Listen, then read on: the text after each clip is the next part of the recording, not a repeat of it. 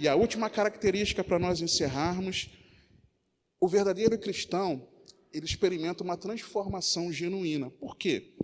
1 Tessalonicenses, capítulo 1, versículos 9 e 10.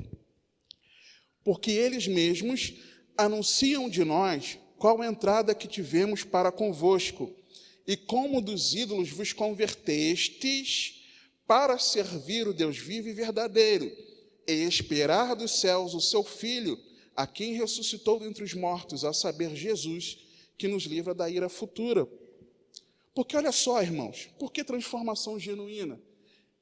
Paulo relata aqui, não aquilo que ele só viu, mas algo que pessoas relataram para ele, que ficou evidenciado, que aqueles irmãos, eles se arrependeram da idolatria, por exemplo. Não tinha apenas gentios, em Tessalônica tinha judeus também, porque Atos, no capítulo 17, fala que Paulo, por 3 semanas, ele ia às sinagogas para disputar com os judeus, então, e alguns creram. Então, não eram só gentios, mas boa parte, a massa da conversão naquela cidade foi entre os gentios. Então, eles eram idólatras.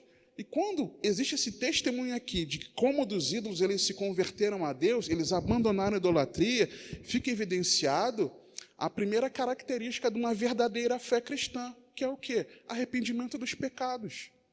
Eles se arrependeram de fato dos seus pecados. Por quê? Porque eles abandonaram a idolatria. Isso ficou notório, testemunhado. Lembra de Tessalônica, uma cidade respeitadíssima, uma cidade proeminente, uma cidade que em dado tempo foi considerada a capital do mundo? Em meio a esse contexto, eles não quiseram nem saber, eles abandonaram para servir a Deus. Então, de fato, eles se converteram. Para quê? Para servir o Deus vivo e verdadeiro, para viver para a glória de Deus, irmãos.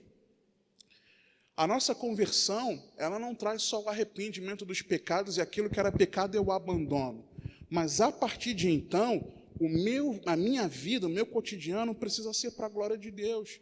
Algo que eu peço a Deus todos os dias em oração: Senhor, geralmente pelas manhãs, né? Claro. Senhor, muito obrigado pela oportunidade de um novo dia, porque eu sei que se o Senhor me trouxe a misericórdia nessa manhã, é para que eu procure viver esse dia para a sua glória. Consigo sempre? Claro que não, irmão. Tem dia que não é fácil, não. Eu tropeço. Talvez eu já tenha tropeçado com você algumas vezes.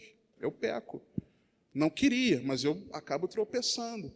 Mas o meu desejo é de que eu viva para a glória de Deus. E eu tenho certeza que se você está aqui nessa hora, é porque o desejo de cada um de vocês é viver para a glória de Deus. Então, o verdadeiro cristão é aquele que abandona o pecado e procura viver para a glória de Deus. Por quê? Porque ele tem foco nas coisas terrenas? Não, ele tem foco na eternidade. O versículo está falando aqui. Eles se converteram para servir a Deus e esperar a salvação. Então, eles viviam para a glória de Deus, porque eles tinham foco na eternidade. Em um texto em Romanos, para encerrar, o último texto que nós vamos ler, Romanos 6, 22, nos diz algo em relação a isso, para nós encerrarmos, amados. Romanos 6, 22, diz assim a palavra de Deus: mas agora, libertados do pecado e feitos servos de Deus, tendes o vosso fruto para a santificação e, por fim, a vida eterna. Eu enxergo exatamente aquilo que foi relatado sobre os irmãos em Tessalônica, isso aqui do versículo 22. Libertados do pecado, feitos servos de Deus, vivendo para a glória de Deus, tendo fruto para a santificação e, por fim, a vida eterna, porque esse era o foco.